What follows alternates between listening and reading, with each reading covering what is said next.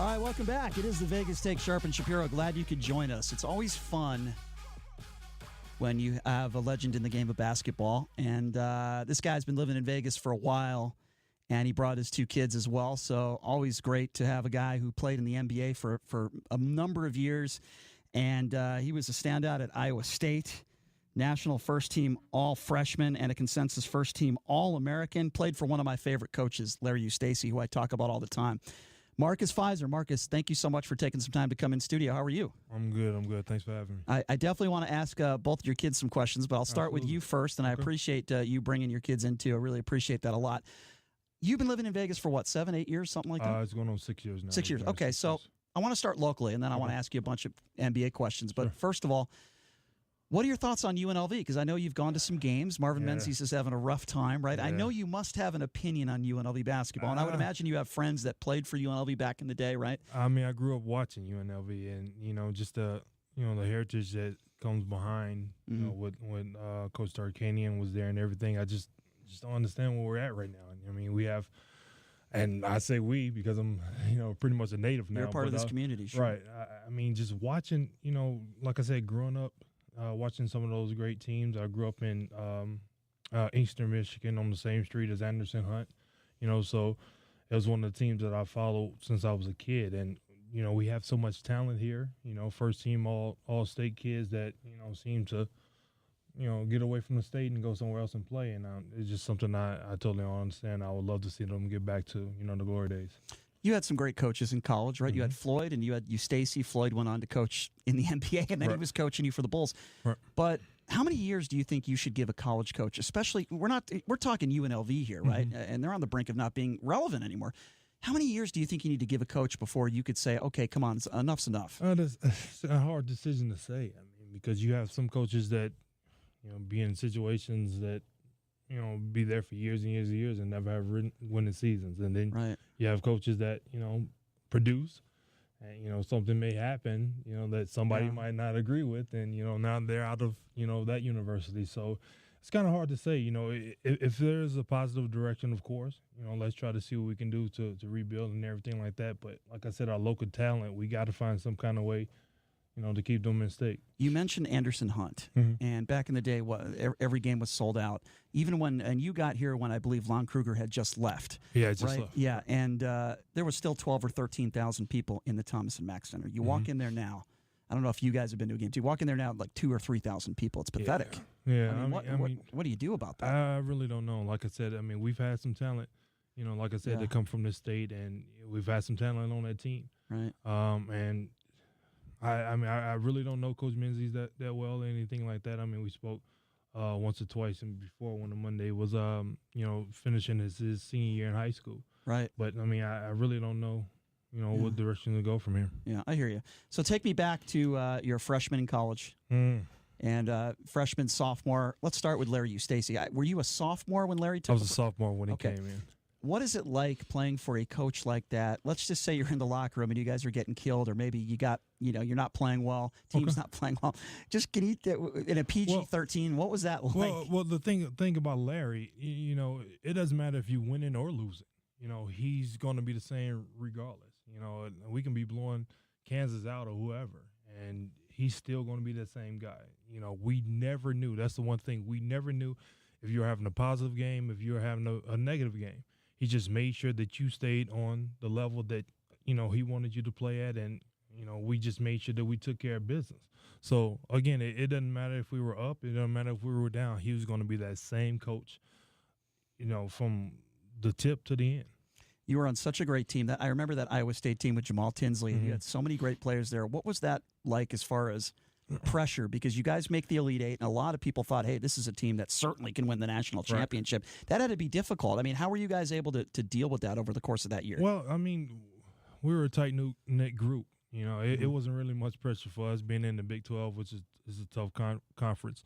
Not a lot of players at that time were looking at Iowa State like that, so we feel like we're the underdog going in each and every game. We won the Big 12 conference outright my junior year, and we weren't even picked to win the Big 12 tournament, and that's something that really teed me off.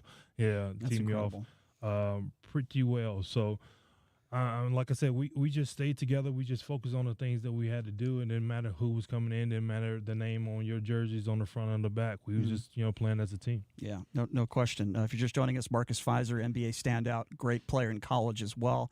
Now a member of this community here in Las Vegas, and he's been here for 6 years. Let's switch topics to Zion Williamson. I want to get your thoughts on him because, of course, he sustains this injury. Right.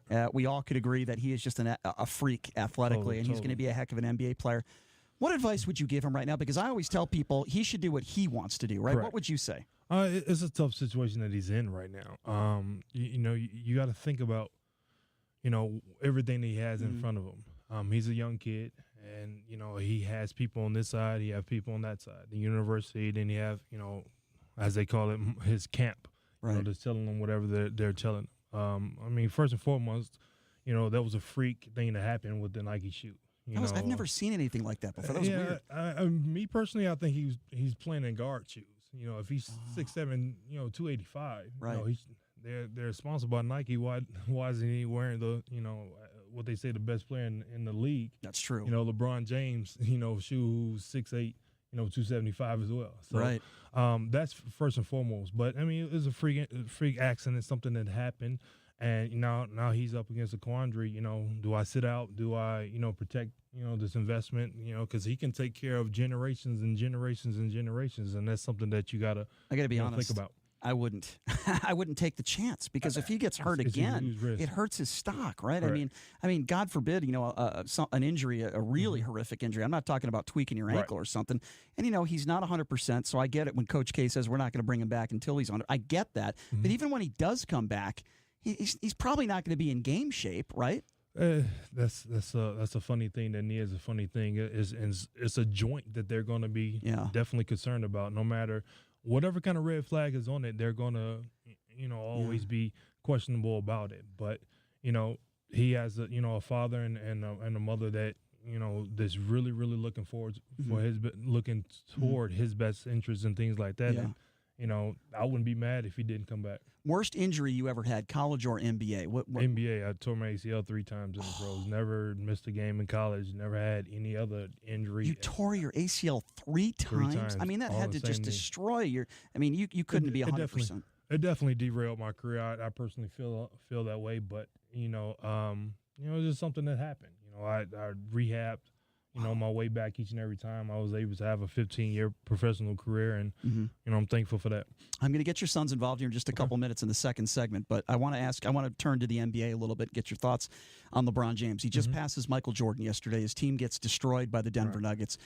I don't know if you've ever met LeBron before, but yeah, I played against him. You played against him. Okay, so that had to be probably, I would imagine, the best player you ever had to play against. Or? Well, he was young then. He was younger. Okay. He was younger then. I played against him. I played against MJ. I played against. Did you ever foul MJ or ever had to guard him? Or I took a couple elbows from him. Did you really? I got a couple shots of. Did he trash talk you at all? Of course. Okay, so give me an example. Give me an example. You're defending Michael Jordan. Okay, you have to understand, Marcus. There's not many people that can say that. Okay. I mean, you had an unbelievable career in your own right, but this is Michael Jordan we're talking about. Well, coming in from college, Tim Grover was my personal trainer in Chicago, and he was renowned as being MJ's trainer for his entire career. So we trained together my first 3 or 4 years in, and been in training, pickup games, stuff like that. He played just like he played in the NBA, and we've come to, almost blows. And I told him, man, like, listen, like, wait, hold on. You're the greatest of all time. Like, hold on, I got to hear this story. So you're telling me you're in a scrimmage with Michael Jordan, and you guys almost punched each other. How does that happen? I mean, just,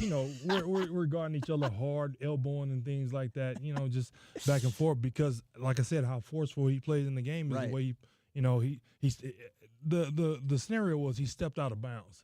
And we actually had NBA referees there. There's a lot of and this is just a scrimmage, right? There's a lot of organized scrimmage with a lot of other NBA guys. A lot of NBA guys, a lot of NBA referees there. Tim Grover bring them in, and he stepped out of bounds, and he wants to say he didn't. Like, come on, man, we saw you step out of bounds. Like you're the greatest ever. Like, give us the ball. And I mean, that's just the way he always is. You're getting in an argument with Michael Jordan in a scrimmage about him stepping out of bounds, and you guys get in each other's face. Did you have to be separated? No. It's he's going to trash talk no matter what. He's going to play. Extremely forceful. You played against Reggie Miller as well, correct? Or did you not? Yes, to play against Reggie. Because a lot of people say he was one of the best with Larry Bird. You didn't play against Bird. I know you were after Bird, but A lot of people say Reggie's one of the best trash talkers of all time. I mean, he was hard to guard. You know, they run that single double where he comes off the single double screen, and you know he gets out of bounds and he jump around, and then he'll take off and stop, and you run into him. And you know, at the beginning of my rookie year, they had me playing a lot of threes. I'm like, come on, now, I can't chase Reggie off these screens like this. What is the weirdest thing or the best trash talk that maybe that took you off your game a little bit or just really ticked you off? Like, can you name a specific time where you said, God, I hate playing against that guy? Well, not really. I mean, there's a lot of talk that goes on. Gary Payton's another one, right? Yeah, but it never got to the point where, I mean, you ignore a lot. Right. You know, I remember the first time I ever fouled out in my NBA career was against Karl Malone. And I was, you know, being from Louisiana. Guarding him. Power forward. Yep. I think I had like 25, 26 at the half. And, oh, my God, I was doing so much talking. By 2 or 3 minutes in the third quarter, I was on the bench fouling out. And so, like, after the game, like, Carl chewed me out. You know what I mean? Because he was like, you know, you just got into You're a this young game. guy in the league. Right, and Karl Malone, what does he say to you? Oh, I mean, he said a lot of stuff that I can't say right now.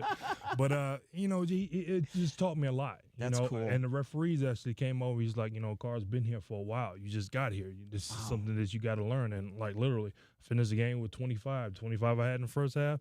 Third quarter, it was like 4 fouls, quick. And I remember on the 6th foul, you know, he like fell down, and I told the referee, I said, "Come on now, I'm strong, but I'm not stronger than Carl." And the referee pointed towards the bench, and that was it. Vlade Divac, the best flopper, is that true? I'm not gonna really say.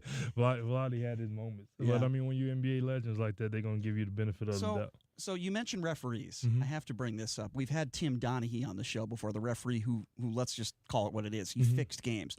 Did you feel like back then? You can't really tell. Yeah. You can't really tell. I mean, you ref games, so you can't really tell. I mean, that whistle has power. It can go, you know, a charge or a block. And, you know, if you get LeBron, if you get Steph, you know, in the NBA Finals, Clay, whoever, KD, that it should have been a charge. I mean, it should have been a block, and they call it a charge. That's against him. So it can definitely directly change the flow of the game. But because gambling is going to be legalized everywhere now, it's legalized in a lot of states now, did you feel like, without saying names, did you feel like or players or referees might have been fixing games? I can honestly say that I didn't. I really, honestly, as a 40-year-old man, have no idea about betting. I was trying to walk such a straight line in college and in the pros because I wanted to be so ignorant on betting that I didn't want anybody to ever accuse me of fixing the game. Smart. So I really couldn't tell.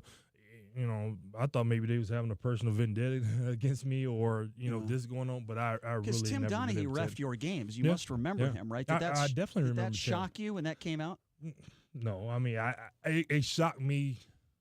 And honestly, to say that maybe he was the only one, you know, it's just like, you know, it's a fraternity, it's a brotherhood, it's a lot of, you know, that's like saying one NBA player is only doing it. You know, if somebody's doing it, somebody else is doing it. I can't name names, I don't know, but well, I don't know if you can name names here. You don't have to if you don't want to. But worst official, Joey Crawford, Kenny Maurer. You got to give me somebody. No, I mean Joey was really animated. Ego. He's been around for a minute. Yeah. He had been around for a minute. But you know, I can't really say one over the other. You know, I mean, the NBA referees, I can honestly say they're on top of things as much. I mean, you can really go, you know, at it with a referee. You know, until you get to the point where you're being disrespectful, right? Using too many, you know, foul language words and stuff like that. You don't need to do that. Yeah, right. You don't need to do that. You can yell, you can complain.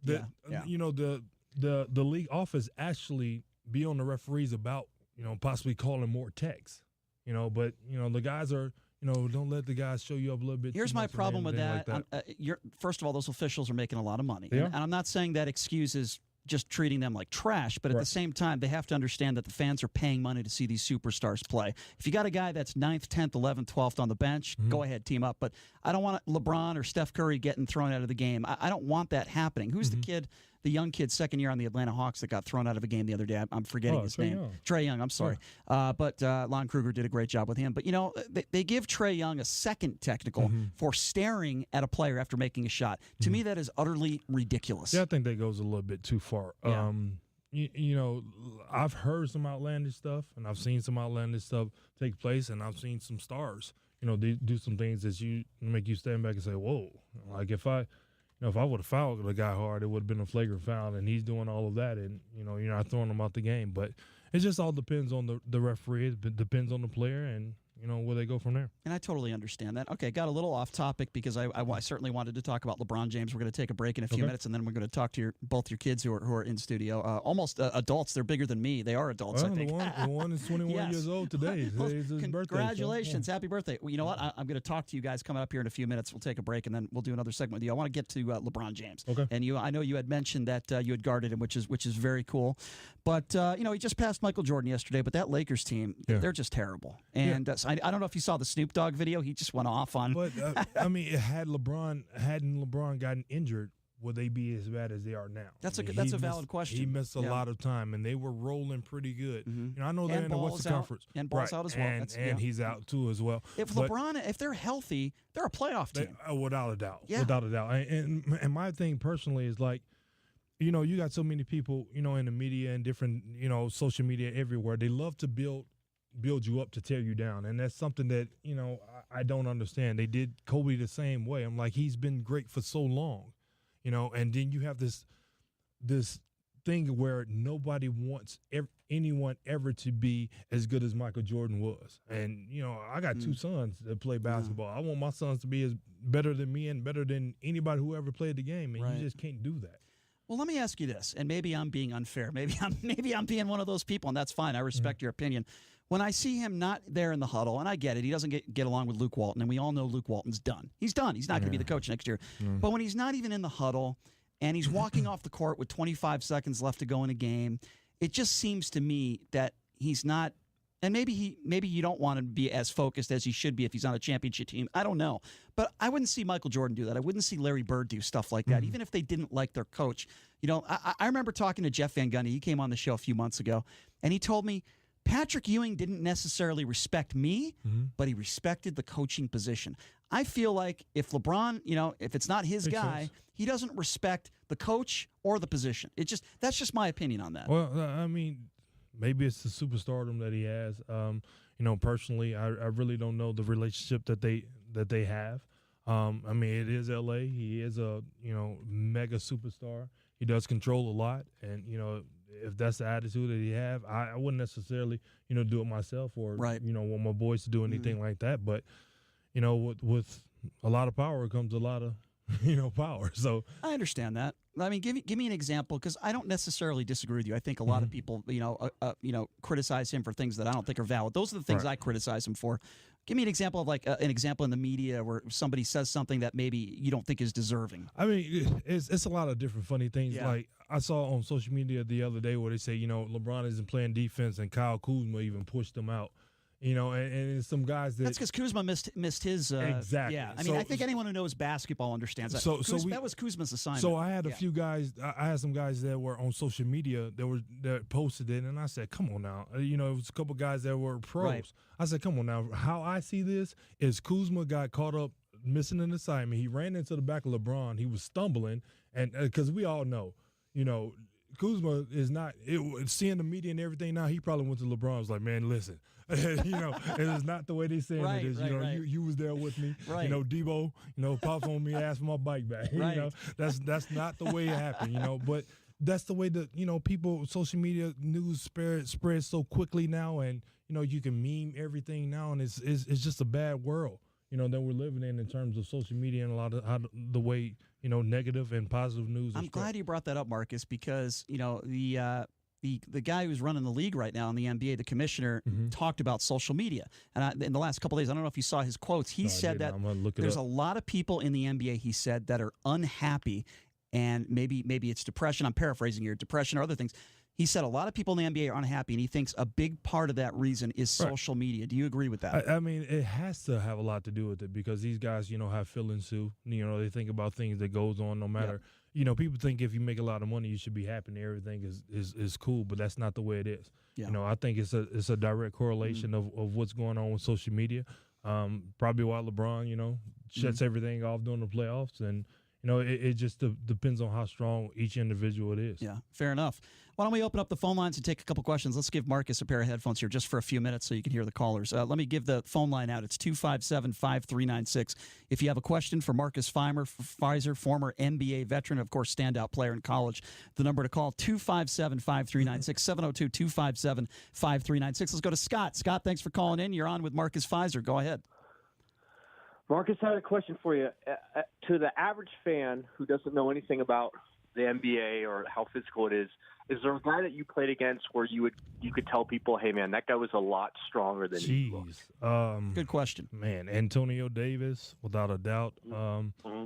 Charles Oakley, playing against Oak when he was up in Toronto. And then he got traded or he signed with the Chicago Bulls. I played a couple years with him to see a guy in the weight room, 120-pound dumbbells doing curls. I mean, that just completely blew my mind. To think I was strong, I knew I had to get in the weight room. So probably those two guys. Ben Wallace was one of the ones that was strong, and I had, without a doubt, Shaq. That's just crazy human strength. So probably those guys. Scott? And then is there one guy who was the best post defender who guarded you the best in your time in the NBA? Probably didn't bite on any of your stuff, probably Brian Grant and Ben Wallace. Oak too. Charles Oakley used to do this thing where you get in your position and you go and he used to slap the ball down from you. And him being a wily veteran and being around the NBA for so long, they never called it a foul, even if it was clean or not. But those were the guys that I probably had to shoot more jumpers over the top of.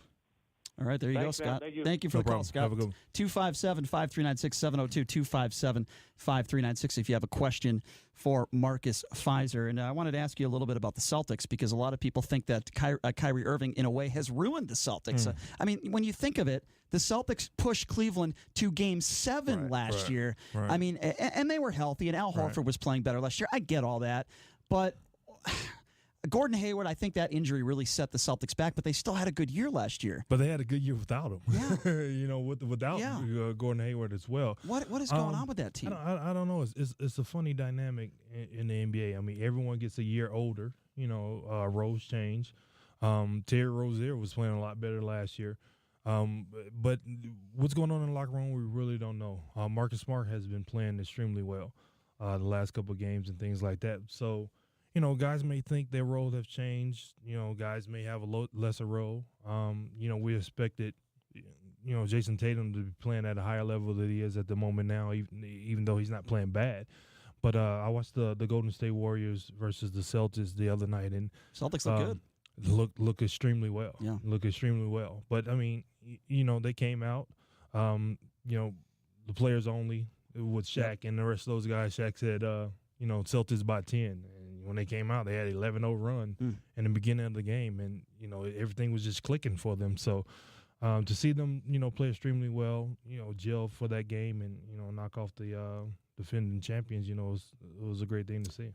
When are the Houston Rockets, Chris Paul, James Harden going to get over the hump? I mean, it just seems like, year after year, even when the years Chris Paul played for the Clippers, it just seemed like come playoff time, he always underachieves. James Harden, he'll score 55 points, but his team can score 130 and they give up 135. Yeah, I mean, I don't know if that's the product of the coach. They say he always wants to outscore everybody rather than play defense. Is that a cliche? But defense wins championships. There's no question that defense wins championships.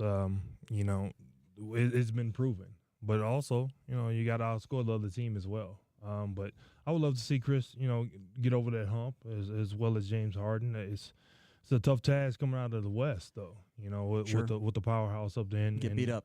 Right, in California. Is there anybody in the NBA that you just say to yourself, I don't want to root for that guy. I don't like that guy. You don't seem like the kind of guy that would do that. But no, I mean, I don't have a favorite fans team. do that, but right. I don't have a favorite team. I've never been that guy. I don't have a favorite NFL team.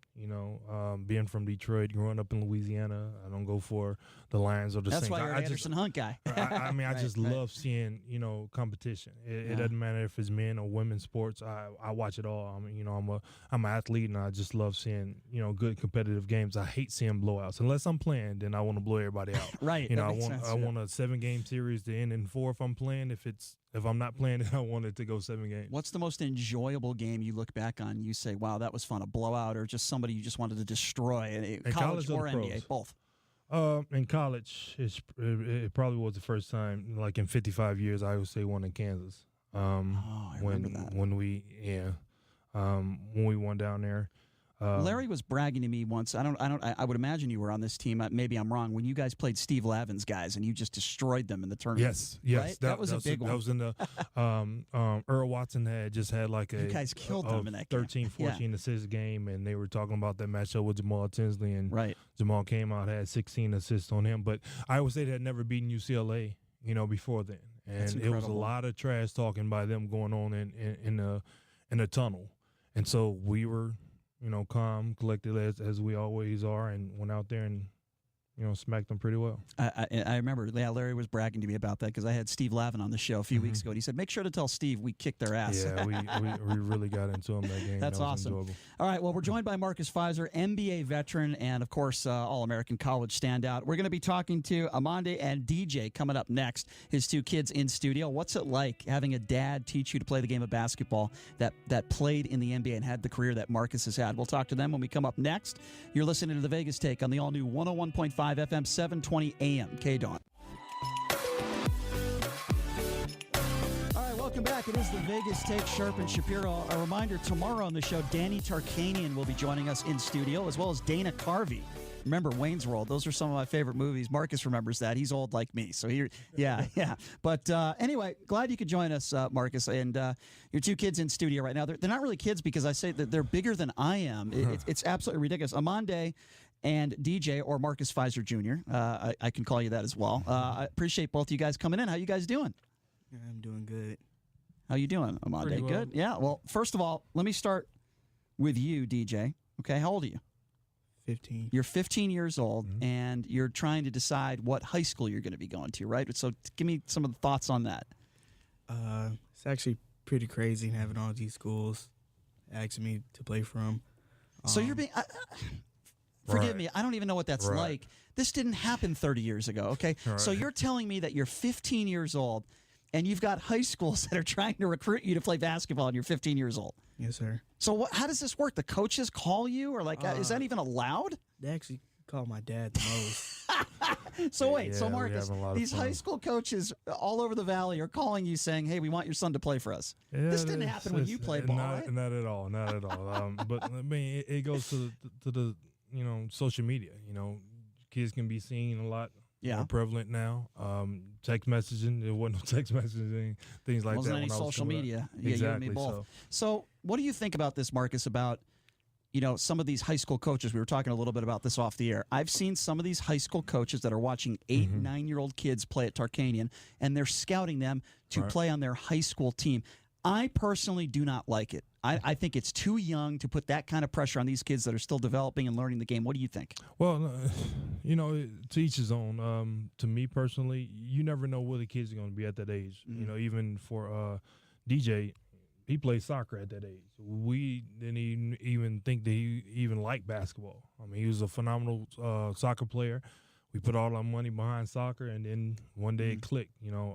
Me playing basketball, him having it in his genes. My wife played collegiate basketball at Southern Did she University. really? Yes. Wow. So, for him to be, just turning 15, 6'2" right now, and getting into basketball, we understand that it eventually was going to come. And, Sure. it is what it is. Yeah, I think you should go to Finley. That's just my opinion. But He we'll can't go to Finley, can he? I don't know. Can you? I don't even know. Oh, I have see, to that live shows out you of how much state. I know. I'm an idiot. Yeah. I don't know what I'm talking You about. got to live out of state or have to come from Right. out of state. But Well, whatever school you choose, I'm sure your dad would agree. It's your choice, and you just have to pick the right place, right? I mean, it's your choice. So let me go to you, Amande. You're playing a little college basketball right now, right? And how tall are you, by the way? They say 6'6". You're a big dude. Yes, sir. So how old are you? I turned 21 today. I remember interviewing you when you were a senior in high school when I was doing a show at another station, and I got you out of class, so you should thank me for that. By the way. Yeah, that was a while ago, but I appreciated you doing that. So you're playing a little D2 ball now, Fresno Pacific. How's that going for you? It's going pretty well. I like the coaches there. I love the team. Love my teammates. It's just a Yeah. great environment to play basketball, play the sport that I love. So don't get me wrong. Like, this is to both of you guys. My dad's pretty cool, right? He's an athlete, not a former NBA player, not a former professional athlete. I wish he was, right? So what is it like to have somebody teach you the game? Not only is he your dad, but he's also, your mentor, right? I would imagine he taught you, the game of basketball. What is that like? Do people always come up to you and ask, hey, what's it like, being son of Marcus Fizer? Like, you get a lot of people asking you that? Yes, sir, definitely. It's definitely a blessing because you always have someone to like lean on. They can help you in situations, and I mean, it's times it's a curse whenever we're playing with him. I'm still losing to him to this day. He's 40 and Wait, you still play one-on-one? Yeah, we played today. All right, so what was the score? Be honest. we didn't play one-on-one. We played full court. There's no way. He could still post you up, no problem. All right, right? but see, that's the thing. People only think I can post. Like, Yeah, that's problem number one. The NBA 3 is a easy shot for me, and trust me, they know. An NBA 3 is an easy shot. Easy shot. Yeah, he's nice. Easy So what shot. is easy? If I gave you 50 shots unguarded from NBA 3, and I gave you, say 60 shots, 20 from each corner, 20 at the top, how many do you think you would make? 60 shots? Yeah. What would be your percentage? At least I'll make at least 48. Jesus it's Christ. easy. That is sickening. I mean, Sick. when I came in, I was training with Impact. With Joe Bundesar and that group, and it was like, man, we didn't know you can shoot like that. It was like a lot of people did. You didn't take a lot of shots in the NBA. I mean, from not three, Yeah. but I mean, I've always had it. Or college. You didn't take a lot of college. When Larry came, and Larry saw allowed you that to. I could shoot like that, he allowed me to shoot wherever I wanted to. He just let you throw it up. I had a different green light with Larry. So different coaches. Yeah. So when Larry takes, what does he say to you? He's just like, hey, I didn't know you had that range. We want you to let it fly. Well, I mean, he came in and you work on. In preseason and see what you can do, where you at. I can dribble a lot better than what people think. Well, trust me, they know. So, I mean, it's just whatever I was asked to do is what I was, going to do. But now, things are different. You got the whole, pointing forward name and all that different stuff. And explain this to me. Why is it that there are not so many, but there are quite a few NBA players that are just atrocious free throw shooters? I just don't get it. Obviously, they have coordination and athleticism. Is it something where they're just not working hard enough? Like, okay, a guy like Shaquille O'Neal, who you guarded, right? We had George Murison on the show a month back. I know George. He coaches an AAU team, so I know George. He's going to be back in town a little bit. And George told me when he had to guard Shaquille O'Neal, he iced his body for 2 days after, and he was sore. I mean, so we all. The reason why I bring that story up because Shaq, we all know what the phenomenal player he was. But he was an awful free throw shooter, although he did make the shots when he needed to. He made it, and that goes to say that, maybe he should have worked a little bit harder, shot more. DeAndre Jordan has a great release. Ben Wallace had a phenomenal release. I just don't get it. I watched DeAndre Jordan, USA basketball practice this year, make 20 free throws in a row like it was nothing. And then I say to myself, why can't the guy make free throws in an NBA game? It doesn't make sense. It could be pressure. It could be, the moment, just not concentrating, as hard as you should. But it's just a rhythm thing, right? It's muscle memory. Yeah. I mean, I just don't get that. How good? Are you guys good free throw shooters? Oh, that's a no. They should be. That's a no. It's a little I mental. can honestly say, at both of their age, they're better shooters than me. DJ is way better shooter than I ever was at the age of 14, 15, and at the age of 21 with the Monday. It wasn't until I really got into my last years in college and into the pros is where I really, really found my shot. I was just always stronger and faster, quick. But for them, it's just concentrating like we're talking about. Concentrating a little bit more, quit rushing it. If you have a question for Marcus Fizer, I'll open up the phone lines at 702-257-5396. Again, that number to call is 257-5396. If you would like to ask a question in regards to hoops, Marcus's career, please give us a call. So, Marcus, you ever think of getting into coaching and not at this level, at the high school level, but I'm talking about the next level. You know a lot of people, a lot of NBA. You know a lot of NBA people. Have you thought of doing that? Yes. My passion more than anything else is player development. I could have been, in a situation to be a head coach, high school, or work to be a head coach in college and anything like that. People are always talking about putting together an AAU team and things like that. I mean, the program that I'm with, the Las Vegas Punishers with the head coach, James Feltus, that group, we're passionate about getting the guys to the next level. And I've always been passionate about player development. You know, one of my ex-high school players, when I was assistant coach at Digital Asians with Kalen, you know, he asked me today, we're going to train with you this summer. So even with James Felters, I've talked to him about, you know, putting together, you know, a group this summer where guys could come in and train and just work on the things that they may not get in high school or in college. Because Bill Cartwright, guys like that, we did individuals. Even with Larry, with Leonard Perry and Steve Barnes and those assistant coaches, we did individuals, and we worked on the individual things to come together as a group once it's time to play the full game. And not a lot of people do that. So I'm more passionate about player development. You know, when I watch high school teams play, I just go and see the different things that they got. I'm not rooting for one team over the other. I'm watching. I want to see a good game and see the holes in people's games. The biggest criticism, and you know, tell me if you agree or not, with millennials is that a lot of them feel privileged. You know, a lot of them, you know, I mean, that's what I hear from a lot of people, that they don't want to listen to figures. And you know, I couldn't understand if somebody wouldn't listen to somebody like you with the experience that you have in the game of basketball. Well, they tend to. More times than not, but you have a lot of people in kids' ears just telling them they're pros at such a young age, being ranked as a 7th or 8th grader. I remember, you know, there was a quote on Twitter. John Lucas said, you know, if someone's telling you, you know, your ranking or how good you are as an 8th grader, they're doing you a disservice. You know, because that doesn't matter. No college coach care what you're ranked at as an 8th grader. As a freshman or sophomore in high school, for that matter, because it really doesn't matter. I tell people the story about, you know, Shea Cotton was, as a freshman, we all were together. He was on the cover of Sports Illustrated as a freshman. Yeah. And, you know, he was so much better than us as a freshman. But, you know, me, Elton Brand, Shane Battier, Ron Artest, we all were in the McDonald All-American game. He wasn't. You know, we don't know what happened to him. We really don't care. We just, you know, got better.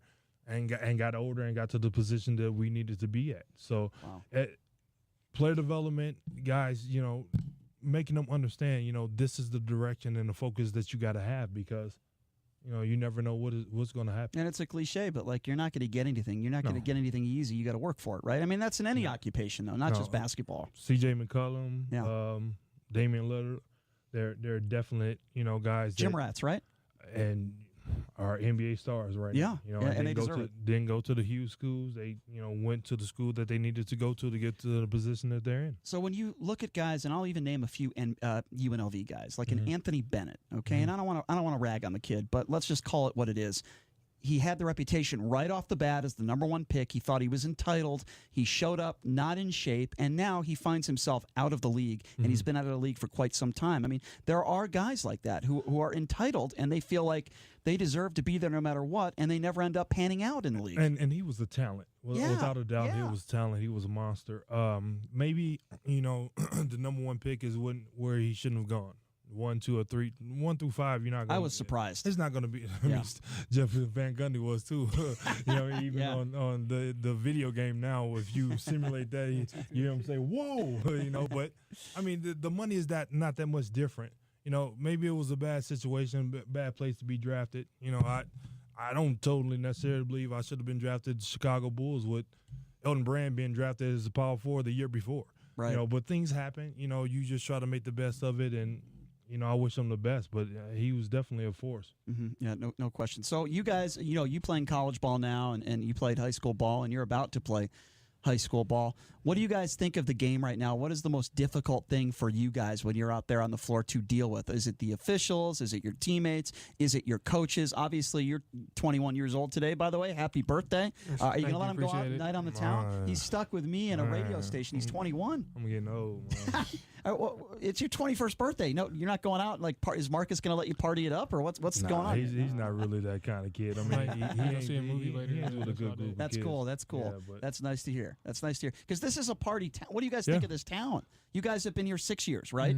What do you guys think of Las Vegas? We've probably been out on the strip. I don't really think it's that big of a party. Yeah. I think everybody out who lives outside of here thinks it's a party town. You're just on the strip. I don't like the strip. Isn't really much, to be honest. Good restaurants. I like the entertainment. Have you guys been to a hockey game yet Since No, we need to get to one of those. they are a lot of fun. I'm going to be honest with you. So we got all these college basketball tournaments, right, guys? We got all these. In fact, tonight is the West Coast Conference tournament. It starts at the Orleans, and I've seen you guys at some games. It's at the Orleans tonight. Okay. Gonzaga is going to be there, and then we got the Mountain West Conference tournament next week. We've got the Pac-12 at T-Mobile Arena. We got the WAC. Are you guys going to be going to any of these games? Well, he's going to be back at school. Oh, you're going to be missing When is the Mountain West? When does I believe it. If I'm not mistaken, it's next week. Oh, yeah. UNLV's last game is at Colorado State this weekend, and then boom, the tournament starts. Yeah, Oh, yeah, but me and DJ definitely will be catching some of the games. Isn't it amazing, though? I mean, you say it's, forget about the party stuff. It's overrated. And by the way, I agree with you, but it just seems like everything happens here. Yeah. From a sports perspective now, you guys crazy? Like, you guys football fans, the Raiders coming to town, that's going to be pretty cool, sir. right? He's a Cowboy. Go fan. Cowboys. Oh, geez. We're Cowboys. Don't say that too much. Don't say that too much. I mean, he's younger, so Monday kind of brainwashed him into that situation. But okay, the problem is Jerry Jones. That's the problem. He's got to go. Jones has got to go. He's ruining that team. But the Raiders coming to town, I think it's pretty cool. I think it also. The NCAA tournament is going to be here soon. I think it's just a matter of time. But I wanted to ask you about the NBA, and you guys can respond to this too. When are we getting an NBA team? It's got to happen, right? It's coming. All we needed was the first professional, franchise to be here. We got 2 here. This coming now. Well, the hockey team, the Knights, and the Raiders are coming. So it was always this. We don't want guys betting on the games and all. But I mean, if you got that kind of money, and I gave a first cousin or a friend, hey, go down there and bet. You're not going to know anyway, so what's the difference? That's true. So we heard that about UNLV for years, and in fact, for years, you couldn't bet on a UNLV game until fairly recently. I think 8, 9, 10 years ago. But I knew as soon as a pro team got here, then it was definitely going to be happening. It was going to be happening. What team? Because I've thought of the Clippers because even though they're just destroying the Lakers, they were the number 2 team in town. Not anymore. Then I think Phoenix Suns. I've heard those too. I've heard the Pelicans too. I hadn't heard the Pelicans. I've heard the owner of the Pelicans is a big Vegas guy, big Vegas fan. So I don't know. I mean, what type of team do you think would come out here? Probably wouldn't be a very good team with a great fan base. Probably not. But I mean, Seattle had a great fan base, and they moved to Oklahoma City. How does that happen? How do they lose? I don't know. Because I spent a little time in Seattle, and Gary Payton, the glove. My favorite city. Yeah, I used to live in Northgate. I used to love Seattle, and I think it was this year they had a preseason game where Durant, the Golden State Warriors, played a preseason game this year, and I think that was emotional for Kevin Durant and for the fans. It extremely was. Yeah. It extremely was. I played. I had a couple 10-day contracts with Seattle SuperSonics 1 year, and was that when Ray Allen was there? Ray Allen was. Man, funny story about Ray.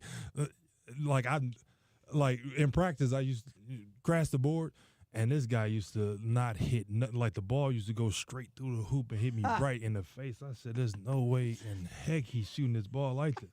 I mean, just 1 second. So his shot was so good, didn't even touch the rim. Didn't even touch the net. Like, how's that ball going through there so fast? But I mean, they had a great fan base, and the city was nice. It's really clean. Emerald City, I used to just walk the street. I couldn't wait to get out of practice just to walk around the streets. It's amazing that franchise left, and I always thought that they would get a franchise again before Vegas, but Vegas is so successful with the Golden Knights. I guess you never know, but certainly we all could agree this is a basketball town. Yeah, I tell people it's a new unofficial mecca of basketball. I mean, it's so many people coming here.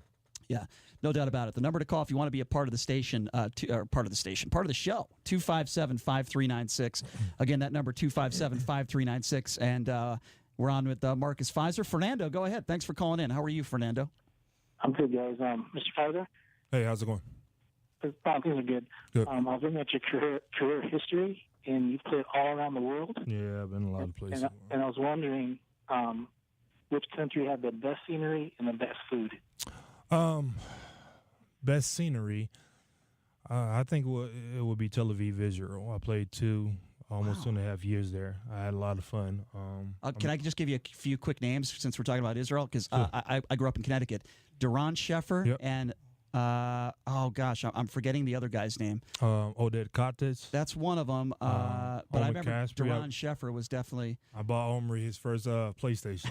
We were those Hennefeld, the Dove Hennefeld. Okay. Yeah. Okay. Those Israeli fans are crazy. They're awesome. I mean, where I played for Maccabi Tel Aviv, the arena that we played in was bigger than the United States. Mm-hmm. A lot of falafel, a lot of Tahiti and falafel. Yeah. But going to different countries and things like that, I never knew much about the food because places even like Tel Aviv, Israel was so Americanized. Right. Like if they blindfolded you and flew you to Tel Aviv and just, Go and ahead, yep. you didn't know anything about the country, you know, took the blindfold off, you would think you were in the middle of New York City. You know, Wow. I mean, it's that Americanized. And I remember, and Fernando's second part was scenery. What Yeah. is Israel? Israel as well. Food, scenery. You know, Really? I mean, just the beaches. I had a condo right on the beach. You know, and it was really, really nice. It does get cold there, but, you know, come springtime, it's really, really nice. Did you had to miss America a little bit, though, I would imagine. That place, not really. You know, because like I said, I'm a Christian, so off days and things like that, I used to visit, you know, Jerusalem.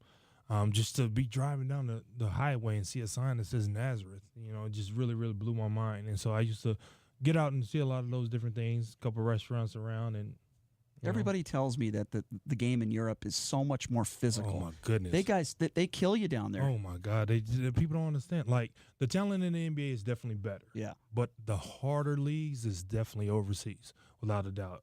The Euro League is, you know, because they play by the point system. So it doesn't matter if you're at home or on the road. If you're up by 40, they want you to win by 45. They want you to win by 50. So everybody's coming extremely hard. The guards penetrate so hard. And, you know, the big men, it's a lot of grabbing and scratching and things like that. And it's just really physical. Isn't it amazing, some of these guys that are so successful overseas, like a Stephon Marbury, for example. He is a god, right, in China. He's a god there.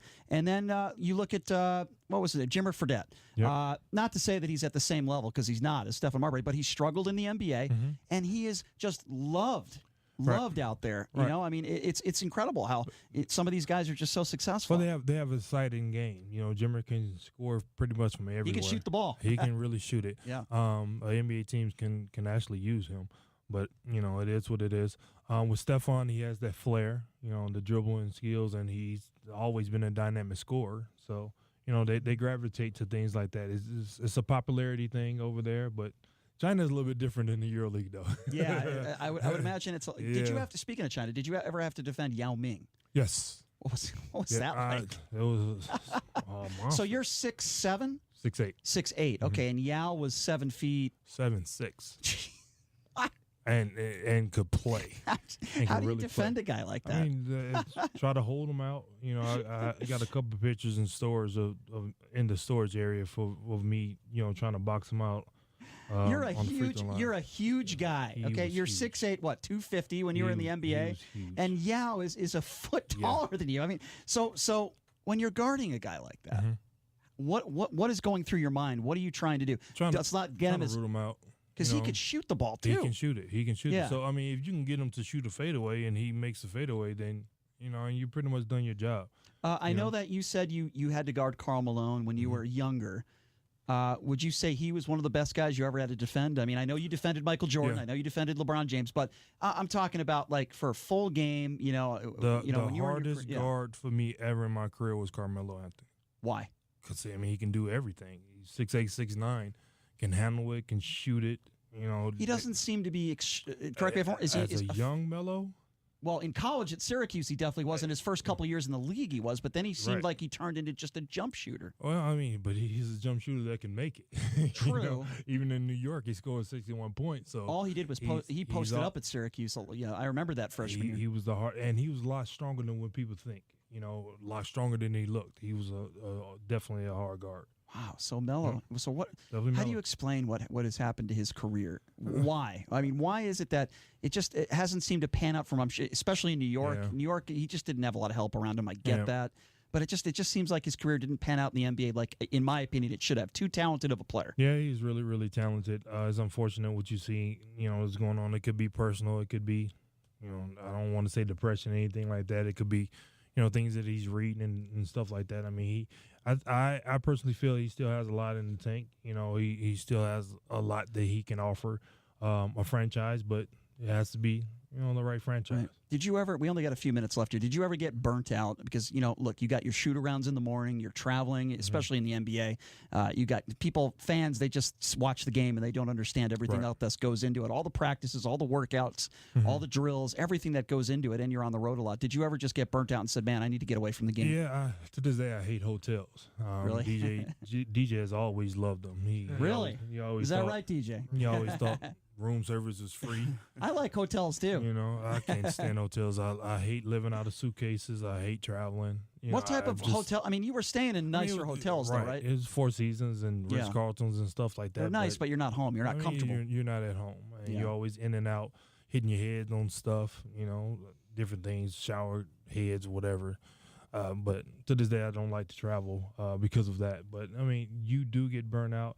The safe haven was either practice or the games. But at the end of that, you know, then you got to go back to being a regular person. There's a lot of free time, you know, in the NBA because you either practice once a day and then you got the rest of the day to do whatever. A few hours? Maybe an hour and a half. Not even that much practice. No, I mean, because it's too many games. It's too many games and just, you know, the risk of somebody getting hurt by going too long. You know, you do more preparation, you know, training room, weight room, things like that. Is there a lot of scouting in the NBA? I mean, a ton. Is there really? Yeah. A lot of scouting in the NBA. Because coaches tell me in the NBA, you know, it's more about, you know, you're managing egos.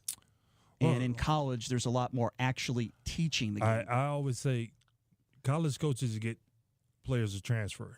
And NBA players get coaches fired, you know, and that's just the dynamic of it all. And, you know, when you got a guy making $45 million a year, I mean, he's pretty much has been given the freedom to do whatever he wants. A perfect example of that is like a guy like a David Blatt, who I think is a good coach and a lot of people respect. Coach. And LeBron just got him out the door. Same thing with Stan Van Gundy, right? Dwight Howard got him out the door. Right. Do you think we're ever going to see a point in the league where there's a player coach? Again, they used to have those back in the day. But, I feel like it might, but not so much. But even for me personally, you know, Luke Walton was a player.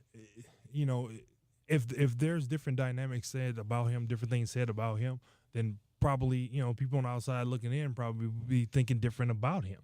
You know, but, you know, they're struggling right now. If they were struggling with Greg Popovich, would they be struggling with Greg Popovich? You know, probably because. Not. But I see LeBron talking to Brian Shaw, who also had a nice career in the NBA, and I see LeBron and Shaw seem to get along pretty well. But he just won't even he won't even talk to Walton. Oh, he's you know, and it's a couple years older than LeBron, so that's you know, true. Played against him. Luke's things like that. Yeah, that's true. Luke's a little bit younger, no question about that. I think Bill Walton would have done a better job. That's just my opinion. That's just my opinion. Think so? Yeah, I do actually. So why don't you tell me a little bit about what you got going now, businesses or business ventures? What do you got going on now, Marcus? Well, we got some. Couple things going on. Like right now, we're mostly focusing on the kids, making sure that they're, you know, getting the schooling and things that they need. Training, DJ trains every day, well, 5 days a week with this place out in Seven Hills, Elevate Sports Performance. Fernando Garcia and the guys out there really do a great job. Has really progressed his game, and you know, on Monday when he gets back in the summertime, he trains, you know, every day with Carlton Grant. I don't know if you know him. He's one of the guy who trained me when I first came here with Impact with KG Work Club is what he calls it. So I'm actually, you know, in the midst of possibly, you know, working out, training for the Big Three or the third. You would be perfect for the Big Three. You know Jerome Williams, right? He's in there. Yeah, we played together 2 years in Chicago. Have you thought of playing like in just some of these adult lifetime leagues or something just to get into that realm again? I think today is what we, you know, got at the Tark Academy to get up and down and stuff like that. That's cool. So preparing for you that. You would be perfect for that, man. I think I would too, but you know, got to convince my body to. You think you can do it? I think you can do it. Yeah, I think I got Jerome can still play. Yeah, he can still play. I reffed some of his games over there at Lifetime. He can still play. And Jordan Farmar was playing out there at Lifetime in Henderson, too. So you got a couple NBA guys out there. Got a couple guys here. Yeah, no question about that. Well, I'm sorry I had to torture you on your 21st birthday to do a little radio. But I do appreciate you taking some time. Very much so, Amande. Thank you so much. Good luck to you. Continuing to play some college D2 ball. I'm sure you'll be successful. And DJ, thank you too for coming out. And you'll have to tell us when you announce the announcement of what high school you will be going to. Marcus, thank you so much for being a good friend and coming in. Always appreciate it when I catch up with you. Thank you so much, all three of you, for coming in. It means a lot. Really appreciate it. Tomorrow on the show, Dana Carvey will be joining us. That is going to be a lot of fun. Also, Jerry Tarkanian's son, Danny Tarkanian, will be joining us in studios, where we're going to have a lot of fun. The legend himself, Ken Thompson, coming up next, everybody. Thanks for joining us. We'll catch you same time, same place tomorrow on the Vegas Take on the all-new 101.5 FM, 720 AM, KDWN.